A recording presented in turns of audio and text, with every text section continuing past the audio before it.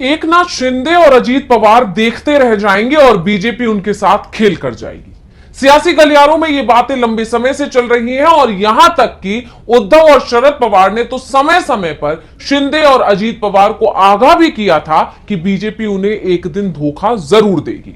लेकिन कब, यह तो बीजेपी पहले ही तय कर चुकी है। ऐसे में महाराष्ट्र चुनाव से पहले जब बीजेपी नेताओं का बयान आया तो इन तमाम दावों को हवा मिल गई है। साफ हो गया है कि बीजेपी अजीत और शिंदे के साथ बड़ा खेला करने की तैयारी में है। तो आखिर क्यों लग रहे हैं ऐसे कयास, इसी को समझने की करेंगे कोशिश।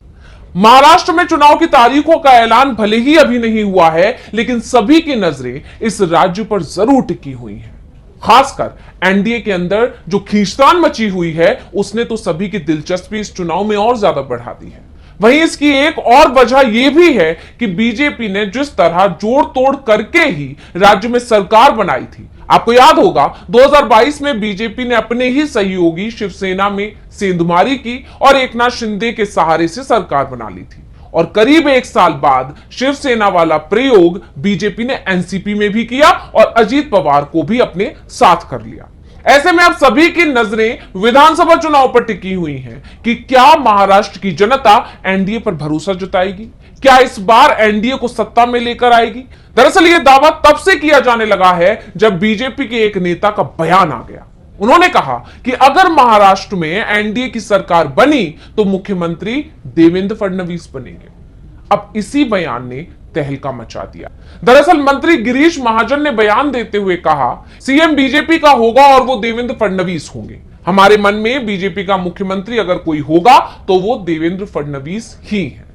दरअसल इस बयान की चर्चा अब इसलिए भी ज्यादा हो रही है क्योंकि पहली बार बीजेपी के किसी बड़े कोर ग्रुप के सदस्य का कोई बयान सामने आया और जो बयान आया है वो भी ये आया है कि सीएम तो देवेंद्र फडणवीस होंगे।